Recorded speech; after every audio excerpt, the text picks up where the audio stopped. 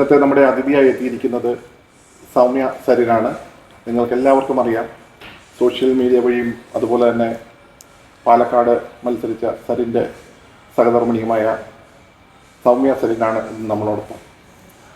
സൗമ്യ, ജീവിതത്തിൽ ഇഷ്ടമുള്ള കാര്യങ്ങൾ എന്തൊക്കെയൊക്കെയാണ് ഒന്ന് വിശദീകരിക്കാമോ? ഏറ്റവും പ്രാധാന്യം കൽപ്പിക്കുന്ന, അതായത് ഇപ്പോൾ ജോലി അല്ലാതെ അല്ലേ, ഡോക്ടർ എന്നുള്ള ജോലി അല്ലാതെ ഞാൻ ഡോക്ടർ എന്നുള്ള ജോലി ഒഴിച്ചു നിർത്തിക്കഴിഞ്ഞാൽ ഞാൻ ചെയ്യുന്ന കാര്യത്തിൽ ഏറ്റവും പ്രധാനപ്പെട്ടത് സോഷ്യൽ മീഡിയ ആക്ടിവിറ്റീസ് തന്നെയാണ്. കാരണം എനിക്ക് ഡോക്ടർ സൗമ്യ സരിൻ എന്ന് പറയുന്ന ഒരു സോഷ്യൽ മീഡിയ പേജ് ഉണ്ട്. അപ്പോൾ 2018 മുതൽ അത് ഞാൻ റെഗുലറായിട്ട് ആരോഗ്യ സംബന്ധമായിട്ടുള്ള കാര്യങ്ങൾ, സോഷ്യലി റെലവൻ്റ് ആണെന്ന് തോന്നുന്ന കാര്യങ്ങൾ, അങ്ങനെ നമുക്ക് അഭിപ്രായം പറയണം അല്ലെങ്കിൽ നമുക്ക് പൊതുജനത്തോട് ചില കാര്യങ്ങൾ സംസാരിക്കണമെന്ന് തോന്നുമല്ലോ, അങ്ങനെയുള്ള പ്രധാനപ്പെട്ട കാര്യങ്ങൾ ഞാൻ അതിലൂടെ ആളുകളുമായിട്ട് സംവദിക്കാറുണ്ട്. അപ്പോൾ ഇപ്പോൾ ഏകദേശം 7.25 ലക്ഷം ആളുകൾ നമ്മളതിൽ ഫോളോ ചെയ്യുന്നുണ്ട്. സോ അതെൻ്റെ ഒരു പ്രധാനപ്പെട്ട ആക്ടിവിറ്റിയാണ്. അപ്പോൾ അതിനുവേണ്ടി ടോപ്പിക്കുകൾ കണ്ടുപിടിക്കുക, പ്രിപ്പയർ ചെയ്യുക, അതൊരു ടാസ്ക് തന്നെയാണ്. അത് ഞാൻ റെഗുലറായിട്ട് ചെയ്യുന്ന ഒരു കാര്യമാണ്. പിന്നെ എനിക്ക് ഏറ്റവും ഇഷ്ടം യാത്രകളാണ്. പരമാവധി സ്ഥലങ്ങൾ കാണുക, അവിടുത്തെ കാഴ്ചകൾ കാണുക എന്നുള്ളത് ഞാൻ ഏറ്റവും കൂടുതൽ എൻജോയ് ചെയ്യുന്ന, റെഗുലറായിട്ട് ചെയ്യുന്ന ഒരു കാര്യമാണ്. പിന്നെ ഇപ്പോൾ റീസെൻ്റായിട്ട് ഇപ്പോൾ ആദ്യത്തെ പുസ്തകം വന്നു, അടുത്ത പുസ്തകം എഴുതിക്കൊണ്ടിരിക്കുകയാണ്. എല്ലാം പീഡിയാട്രിക്കുമായിട്ട്, അതായത് കുട്ടികളുടെ ആരോഗ്യവുമായിട്ട് ബന്ധപ്പെട്ട കാര്യങ്ങളാണ്. അപ്പോൾ പിന്നെ പാടാൻ ഇഷ്ടമാണ്, ഡാൻസ് ഇഷ്ടമാണ്. അപ്പോൾ അങ്ങനെയുള്ള കാര്യങ്ങളെല്ലാം സൈഡിൽ കൂടെ കൊണ്ടുപോകാൻ ശ്രമിക്കാറുണ്ട്. ഇപ്പോൾ നടന്ന ഈ സോഷ്യൽ മീഡിയ അറ്റാക്ക് എങ്ങനെയാണ് അതിജീവിച്ചത്? ഈ ചോദ്യം ആക്ച്വലി ഇപ്പോൾ എല്ലാവരും പറയുന്നത് നമ്മൾ സോഷ്യൽ മീഡിയ അറ്റാക്ക് അല്ലെങ്കിൽ സൈബർ മീഡിയ ബുള്ളിയിങ് എന്നൊക്കെ പറഞ്ഞ് കരയുകയാണ് എന്നുള്ളതാണ്. കാര്യം ഇതിൽ കരയാൻ തക്കോണ്ടൊന്നുമില്ല. കാരണം ഞാൻ അതിനെപ്പറ്റി വീണ്ടും വീണ്ടും വീണ്ടും സംസാരിക്കുന്നത് എന്താണെന്ന് വെച്ച് കഴിഞ്ഞാൽ, ഇത് കൂടുതൽ ആളുകൾ അറിയണം. കാരണം എന്നെപ്പോലെ തന്നെ സൈബർ ബുള്ളിയിങ് അല്ലെങ്കിൽ ഈ സൈബർ മീഡിയ വഴി അധിക്ഷേപം നേരിടുന്ന ധാരാളം സ്ത്രീകൾ നമുക്കിടയിലുണ്ട്. ഇപ്പോൾ സോഷ്യൽ മീഡിയ ഉപയോഗിക്കുന്ന ആളുകൾ അല്ലെങ്കിൽ ഇങ്ങനെ അധിക്ഷേപം നേരിടുന്ന എല്ലാവർക്കും അത് ഒരേ രീതിയിൽ തന്നെ മാനേജ് ചെയ്യാൻ പറ്റണം എന്നില്ല. ചില ആളുകൾ അത് മാനസികമായിട്ട് വളരെ തളർത്തിക്കളയും, അവർ ചിലപ്പോൾ തകർന്നു പോകാം. അപ്പോൾ അങ്ങനെയുള്ള ആളുകൾക്ക് വേണ്ടി കൂടിയാണ് ഞാൻ ഇതിനെപ്പറ്റി സംസാരിക്കുന്നത്. അല്ലാതെ ഇതിപ്പോൾ എൻ്റെ ജീവിതത്തിനെ അല്ലെങ്കിൽ എന്നെ ഏതെങ്കിലും രീതിയിൽ ബാധിക്കുന്നത് കൊണ്ടല്ല. കാരണം എനിക്കിതിനെ അത് അർഹിക്കുന്ന പുച്ഛത്തോടു കൂടി തള്ളിക്കളയാനുള്ള ഒരു മെച്യൂരിറ്റി അല്ലെങ്കിൽ ഒരു പക്വത ഞാൻ ഇത്രയും വർഷത്തിലൂടെ ആർജിച്ചെടുത്തതാണ്. അപ്പം അത് ഞാനതിനെ അത്രേ അത് ഞാൻ വില കൽപ്പിക്കുന്നുള്ളൂ. പക്ഷേ ഇത് ബാധിക്കുന്ന വേറെ പലരും ഉണ്ട്. അപ്പോൾ എനിക്ക് അവരോടൊക്കെ പറയാനുള്ളത്, ഈ സോഷ്യൽ മീഡിയയിൽ ഏതെങ്കിലും ഒരു പ്രൊഫൈലിൻ്റെ മറവിലിരുന്ന് സോഷ്യൽ മീഡിയയിൽ പ്രത്യേകിച്ച് സ്ത്രീകളെ അധിക്ഷേപിക്കുന്ന ആളുകളെ എന്ന് പറഞ്ഞു കഴിഞ്ഞാൽ നമുക്ക് അവരെ ഒരിക്കലും അവരുടെ വായ മൂടിക്കെട്ടാൻ സാധിക്കില്ല. സോഷ്യൽ മീഡിയ എന്ന് പറഞ്ഞു കഴിഞ്ഞാൽ ഒരു സൊസൈറ്റിയുടെ ഒരു പരിച്ഛേദമാണ്. അതിൽ നല്ലതും ചീത്തയും ഒക്കെ ഉണ്ട്. ഇപ്പോൾ സൊസൈറ്റിയിൽ നമ്മൾ നല്ല ആളുകളുമായിട്ടും ചീത്ത ആളുകളുമായിട്ടും ഒക്കെ ഇടപഴകേണ്ടി വരാറില്ലേ? നമ്മൾ നല്ല ആളുകളെ മാത്രമേ കാണൂ, സംസാരിക്കൂ, നമുക്ക് പറയാൻ സാധിക്കില്ല. അപ്പോൾ അതുപോലെ തന്നെയാണ് സോഷ്യൽ മീഡിയയും. പക്ഷേ അത് ആ ആളുകളുടെ സംസ്കാരമാണ്, അല്ലെങ്കിൽ അവർ പരിചയിച്ചു വരുന്ന രീതി അതാണ്, വളർന്നു വന്ന രീതി അതാണ്. ആരോട് എപ്പോൾ സംസാരിക്കണമെന്ന് അറിയാത്ത ഒരു വിഭാഗം ആളുകളുണ്ട്. അത് നമ്മൾ അക്സെപ്റ്റ് ചെയ്തേ പറ്റൂ. ആ ആളുകളെ അവഗണിക്കുക എന്നുള്ളതാണ് അവർക്ക് ചെയ്യാൻ അല്ലെങ്കിൽ അവരോട് ചെയ്യാൻ പറ്റുന്ന ഏറ്റവും വലിയ ശിക്ഷ എന്ന് ഞാൻ കരുതുന്നു. ഈ സ്വതന്ത്ര വ്യക്തിത്വത്തെ അംഗീകരിക്കാൻ മലയാളികൾക്ക് ബുദ്ധിമുട്ടുണ്ടോ?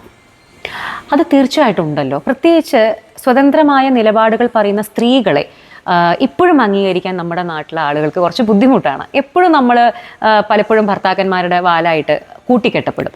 ഇപ്പോൾ ഞാൻ പലപ്പോഴും പല സന്ദർഭങ്ങളിലും ഈ ഡോക്ടർ സൗമ്യ സരിൻ എന്ന് പറയുന്ന, ഇപ്പോൾ സരിൻ എന്നുള്ളത് എൻ്റെ ഭർത്താവിൻ്റെ പേരാണ്. അപ്പോൾ അതുകൊണ്ട് കൂടിയാണല്ലോ ആക്ച്വലി ഇപ്പോൾ ഇങ്ങനെ ഇതുമായിട്ട് ഒരു ബന്ധമായിട്ട് ഉള്ള ആളല്ല ഞാനൊരു കോൺഗ്രസ് പ്രവർത്തകയല്ല, ഞാനൊരു കമ്മ്യൂണിസ്റ്റ് പ്രവർത്തകയല്ല, ഒരു പാർട്ടിയിലും പെടാത്ത ആളാണ് ഞാൻ. എൻ്റെ കാര്യങ്ങളുമായിട്ട് മുന്നോട്ട് പോകുന്ന ആളാണ്. പക്ഷേ എങ്കിൽ പോലും ഇതിൻ്റെ പേരിൽ നമുക്ക് ചീത്ത കേൾക്കേണ്ടി വരുന്നതും ആളുകൾ നമ്മളെ വ്യക്തിഹത്യ ചെയ്യുന്നതും ഇങ്ങനെ നമ്മുടെ ആളുകൾക്ക് രണ്ട് വ്യക്തികളായി കാണാൻ സാധിക്കാത്തത് കൊണ്ട് തന്നെയാണല്ലോ.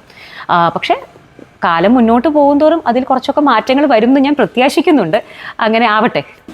സരിൻ്റെ പരാജയത്തിന് ശേഷം നേരിടുന്ന വെല്ലുവിളികൾ എന്തൊക്കെയാണ്?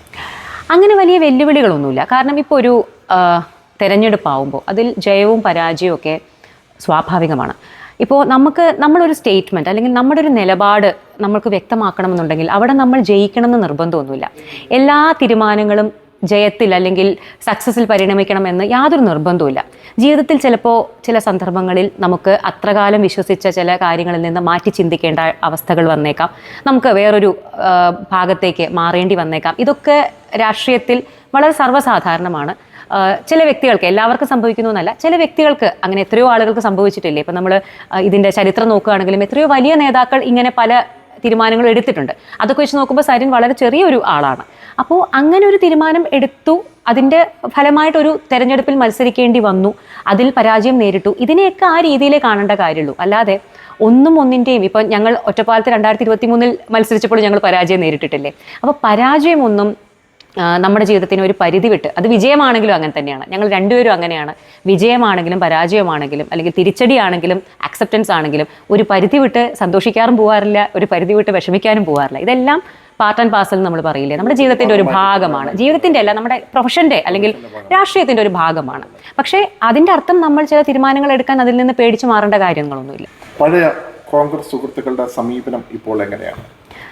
പഴയ കോൺഗ്രസ് സുഹൃത്തുക്കൾ എന്ന് പറഞ്ഞു കഴിഞ്ഞാൽ ഒബ്വിയസ്ലി നമ്മുടെ ലൈഫ് പാർട്ട്ണർ ഒരു പാർട്ടിയിലാവുമ്പോൾ ഓട്ടോമാറ്റിക്കലി നമുക്ക് ചുറ്റുമുള്ളവരിൽ അധിക ശതമാനം ആളുകളും ആ ഒരു പ്രത്യയശാസ്ത്രത്തിൽ വിശ്വസിക്കുന്നവരാവും. അത് സോഷ്യൽ മീഡിയ ആണെങ്കിലും ശരി, അല്ലാതെ നമുക്ക് നേരിട്ടുള്ള വ്യക്തിബന്ധങ്ങളാണ്. എല്ലാം ഉണ്ടെന്ന് പറയാൻ സാധിക്കില്ല. അതിൽ ഒരു നല്ല ശതമാനം ആളുകൾ അവർ പറയുന്ന രീതി പാർട്ടി ബന്ധപ്പെട്ടിട്ടാണ് ഞങ്ങൾ പരിചയപ്പെട്ടത്. അപ്പോൾ പാർട്ടിയിൽ നിന്ന് മാറിപ്പോയപ്പോൾ ആ പരിചയവും അല്ലെങ്കിൽ ആ സൗഹൃദവും നിന്നു എന്ന് പറയുന്ന ഒരു വിഭാഗമുണ്ട്. ഇന്നും ഞങ്ങളായി കണ്ട് ഞങ്ങളെ വ്യക്തിപരമായിട്ട് ഞങ്ങളെ മനസ്സിലാക്കിയ, ഞങ്ങളുടെ കൂടെ നിൽക്കുന്ന, മനസ്സുകൊണ്ട് കൂടെ നിൽക്കുന്ന എന്ന് പറയാം. എന്നാൽ ഇപ്പോഴും അവർ കോൺഗ്രസ് എന്ന പ്രത്യയശാസ്ത്രത്തിൽ വിശ്വസിക്കുന്നു. സരിൻ ഇങ്ങോട്ട് മാറിയത് അവരെ ചില രീതിയിൽ ബാധിച്ചിട്ടുണ്ടായിരിക്കാം. പക്ഷേ ഇതിനൊക്കെ അപ്പുറത്തേക്ക് വ്യക്തിബന്ധത്തിൽ ഞാൻ എപ്പോഴും പറയുന്നതാണ്, ഞാൻ വ്യക്തികളായി മാത്രം കാണുന്ന ഒരാളാണ്. അവരുടെ വേറെ ഒരു കാര്യങ്ങളും ഞാൻ അതിൽ ഉൾപ്പെടുത്താറില്ല, പ്രത്യേകിച്ചിട്ട് അവർ വിശ്വസിക്കുന്ന പാർട്ടി ഏതാണ് എന്നുള്ളത്. അപ്പോൾ സരിനും അങ്ങനെയുള്ള ഒരാളാണ്. അപ്പോൾ ഞങ്ങളുടെ സുഹൃത്ത് ബന്ധത്തിലെ എല്ലാ കാര്യങ്ങളിൽ വിശ്വസിക്കുന്ന ആളുകളുടെയും ഒരു മിക്സ്ചറാണ്. അപ്പോൾ ഞാൻ പറഞ്ഞല്ലോ, 2 വിഭാഗക്കാരുണ്ട്. ആദ്യത്തെ വിഭാഗക്കാർ പാർട്ടിയുടെ ഇത് മാറിയപ്പോൾ ഞങ്ങളുടെ സൗഹൃദവും മാഞ്ഞു എന്ന് പറയുന്നൊരു വിഭാഗം. അവർ നഷ്ടപ്പെടുന്നതിൽ ഒരു നഷ്ടബോധവും തോന്നേണ്ട കാര്യമുണ്ടെന്ന് എനിക്ക് തോന്നുന്നില്ല. കാരണം അതിനെയൊന്നും സൗഹൃദം എന്ന് വിളിക്കാൻ സാധിക്കില്ല. കാരണം ആ സൗഹൃദത്തിനൊരു അടിത്തറയില്ല. അപ്പോൾ അത് നഷ്ടപ്പെടുന്നു എന്ന് പറഞ്ഞു കഴിഞ്ഞാൽ അതിന് നഷ്ടപ്പെടേണ്ട, അല്ലെങ്കിൽ ഇന്നല്ലെങ്കിൽ നാളെ നഷ്ടപ്പെടേണ്ട ഒന്നായിരുന്നു, അത് പോയി, അത്രയേ ഉള്ളൂ. അതിന് വലിയൊരു വില കൊടുക്കേണ്ട കാര്യമില്ല. പക്ഷേ ഞാനിപ്പോഴും ആക്ച്വലി നമുക്കൊരു ക്രൈസിസിലൂടെ കടന്നു പോകുമ്പോഴാണ് സത്യത്തിൽ നമ്മുടെ കൂടെ ശരിക്കും നിൽക്കുന്നത് ആരാന്ന് നമ്മൾ മനസ്സിലാക്കുക. ഞാൻ ആക്ച്വലി അതിനെ പോസിറ്റീവായി കാണുന്ന ഒരാളാണ്. ഇപ്പോൾ ഇങ്ങനൊരു സംഭവം സംഭവിച്ചപ്പോൾ ശരിക്കും നമ്മുടെ കൂടെ ആരൊക്കെ ഉണ്ട്, അല്ലെങ്കിൽ നമുക്ക് എപ്പോഴും ധൈര്യത്തോടു കൂടി ചേർത്ത് നിർത്താൻ ആരൊക്കെ ഉണ്ടോ എന്നുള്ളത് കൃത്യമായിട്ട് നമുക്ക് മനസ്സിലായി. ഡോക്ടർ, കുഞ്ഞുങ്ങളുടെ ചികിത്സാ രീതിയുമായിട്ട് ആണല്ലോ കൂടുതൽ അടുപ്പം. ഈ കുഞ്ഞുങ്ങളുടെ ലോകത്തിൽ നിന്നും ഈ രാഷ്ട്രീയത്തിൻ്റെ ലോകത്തിലേക്കും സോഷ്യൽ മീഡിയ ലോകത്തിലേക്കും അതെങ്ങനെയാണ് മൂന്നും കൂടെ മെയിൻറ്റെയിൻ ചെയ്ത് പോകുന്നത്? എനിക്കെല്ലാം ഞാൻ പറഞ്ഞല്ലോ, എനിക്ക് എല്ലാ കാര്യങ്ങളും താല്പര്യമുള്ള എല്ലാ കാര്യങ്ങളും എക്സ്പ്ലോർ ചെയ്യണം എന്ന് ആഗ്രഹമുള്ള ഒരാളാണ്. നമുക്കൊരു ജീവിതമല്ലേ ഉള്ളൂ. നമുക്ക് ഇത് കഴിഞ്ഞിട്ട് മറ്റത് എന്ന് ചിന്തിച്ചിരുന്നാൽ ചിലപ്പോൾ ഇത് കഴിയുമ്പോഴേക്കും നമ്മളുണ്ടാവുമോ നമുക്കറിയില്ല. നമ്മുടെ കയ്യിലുള്ളത് ഈ ഒരു നിമിഷം മാത്രമാണ്. അപ്പോൾ അതിൽ നമുക്ക് ഇഷ്ടമുള്ള കാര്യങ്ങളെല്ലാം ചെയ്യുക, നമുക്കുള്ള സമയം 100% യൂട്ടിലൈസ് ചെയ്യുക എന്നുള്ളതിൽ വിശ്വസിക്കുന്ന ആളാണ്. പലരും ഇങ്ങനെ നാളെ ചെയ്യാം, മറ്റന്നാൾ ചെയ്യാം, അല്ലെങ്കിൽ പിന്നെ ആവട്ടെ എന്ന് പറഞ്ഞ് മാറ്റി വെക്കാറുണ്ട്. എൻ്റെ ഒരു രീതി അങ്ങനെയല്ല. അപ്പോൾ എല്ലാത്തിനും ഞാൻ സമയം കണ്ടെത്താറുണ്ട്. ഇപ്പോൾ ജോലിയാണെങ്കിൽ ജോലി സമയത്ത് ജോലി ചെയ്യും. ഇത് അപ്പുറം ഈ ആശുപത്രിക്ക് പുറത്ത് വന്നു കഴിഞ്ഞാലും സമയമുണ്ടല്ലോ, വീട്ടിൽ നമ്മൾ സ്പെൻഡ് ചെയ്യുന്ന സമയമുണ്ട്. അപ്പോൾ എല്ലാത്തിനും അതിൻ്റേതായിട്ടുള്ള ഇമ്പോർട്ടൻസ് കൊടുത്ത് ഞാൻ ഒന്നും മാറ്റി വെക്കാറില്ല. എല്ലാത്തിനും വേണ്ട സമയം കൊടുത്ത് എല്ലാം ഒരുപോലെ എൻജോയ് ചെയ്ത് ജീവിക്കുന്നു. ഇന്നലെ കേരള സമാജത്തിൻ്റെ പരിപാടിയിൽ പങ്കെടുക്കുമ്പോൾ പറഞ്ഞു, ഞാൻ ആദ്യമായിട്ടാണ് ബഹറിൽ എത്തുന്നത്. അപ്പോൾ അതിൽ ഒരു കാര്യം പറഞ്ഞു, ഇവിടെ പരിചയം സുഹൃത്തുക്കൾ. അപ്പം സൽമാൻ്റെ പേര് അവിടെ എടുത്ത് പറയുന്നത് കേട്ടു. സൽമാൻ ഇന്ന് നമ്മളോടൊപ്പം ഉണ്ട് ഈ ഒരു പരിപാടിയിൽ. സൽമാനുമായിട്ടുള്ള സുഹൃത്ത് ബന്ധത്തെക്കുറിച്ച് എന്താണ് പറയാനുള്ളത്? സൽമാനും ഞാനും ഒരേ നാട്ടുകാരാണ്, ഞങ്ങൾ മണ്ണാർക്കാട്ടുകാരാണ്. പക്ഷേ ഞാൻ സൽമാനെ പരിചയപ്പെടുന്നത് സരിൻ വഴി തന്നെയാണ്. ഞാൻ പറഞ്ഞല്ലോ, കുറച്ച് മുമ്പ് ഞാൻ പറഞ്ഞില്ലേ 2 ഗ്രൂപ്പ് ഓഫ് ഫ്രണ്ട്സ് ഉണ്ട് നമുക്ക്. അപ്പോൾ അതിൽ ഇപ്പോഴും സൽമാൻ കോൺഗ്രസ്സിൽ അടിയുറച്ച് വിശ്വസിക്കുന്ന ഒരാളാണ്. അതിപ്പോഴും അങ്ങനെ തന്നെയാണ്. പക്ഷേ സൽമാൻ ഞങ്ങളെ കാണുന്നത് സരിനും സൗമ്യമായിട്ടാണ്. അതിന് വേറെ അല്ലെങ്കിൽ വേറെ കെട്ടുപാടുകളൊന്നും ഉണ്ടെന്ന് ഞാൻ വിശ്വസിക്കുന്നില്ല. അതുകൊണ്ടായിരിക്കുമല്ലോ ഇപ്പോൾ സൽമാൻ ഇവിടെ വന്ന മുതൽ തന്നെ എൻ്റെ കൂടെയുണ്ട്. അപ്പോൾ ഇതൊക്കെയാണ് ഞാൻ വിശ്വസിക്കുന്ന സുഹൃത്ത് ബന്ധങ്ങൾ. ഇതാണ് കാരണം, അതിലൊക്കെയാണ് കാര്യമുള്ളൂ. ഈ സുഹൃത്ത് ബന്ധങ്ങളാണ് നമ്മുടെ കാലാകാലം നിലനിൽക്കുകയുള്ളൂ. തീർച്ചയായും ഈ സൗഹൃദ ബന്ധങ്ങളെല്ലാം നിലനിൽക്കട്ടെ, മുന്നോട്ടുള്ള എല്ലാവിധ അഭിവൃദ്ധിയും ഉണ്ടാകട്ടെ. താങ്ക് യു ഇത്രയും നേരം നമ്മളോട് സഹകരിച്ചതിന്, ബോബി സ്റ്റോക്കിലേക്ക് സഹകരിച്ചതിന് താങ്ക് യു.